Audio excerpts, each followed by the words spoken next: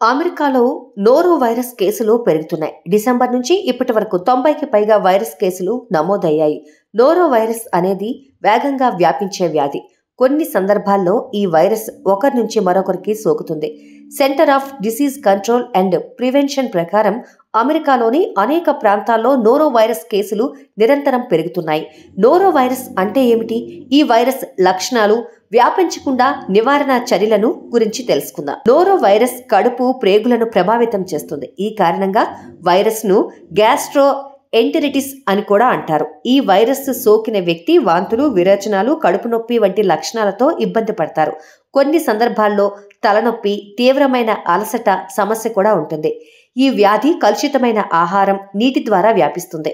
అంతేకాదు ఈ వ్యాధి సోకిన వ్యక్తితో సంబంధం కలిగి ఉన్న మరొకరికి వ్యాపిస్తుంది. సాధారణంగా నోరో వైరస్ కేసులు కలుషిత ఆహారం తినడం వలన వస్తుందని చెబుతున్నారు.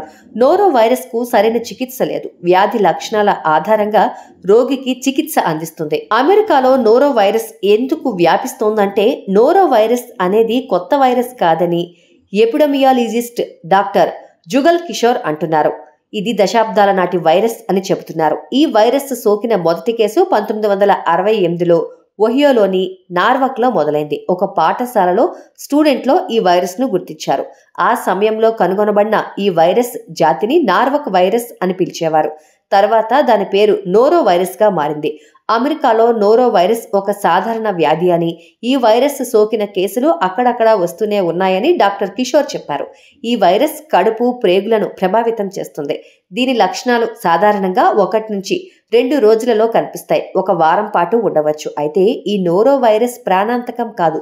లక్షణాలను సకాలంలో గుర్తించడం ద్వారా సులభంగా నివారించవచ్చు. అయితే వృద్ధులు, చిన్నపిల్లలు, గర్భిణీ స్త్రీలకు ఈ వైరస్ నుంచి రక్షణ అవసరం. ప్రస్తుతం అమెరికాలో ఈ వైరస్ కేసులు పెరుగుతున్నాయి.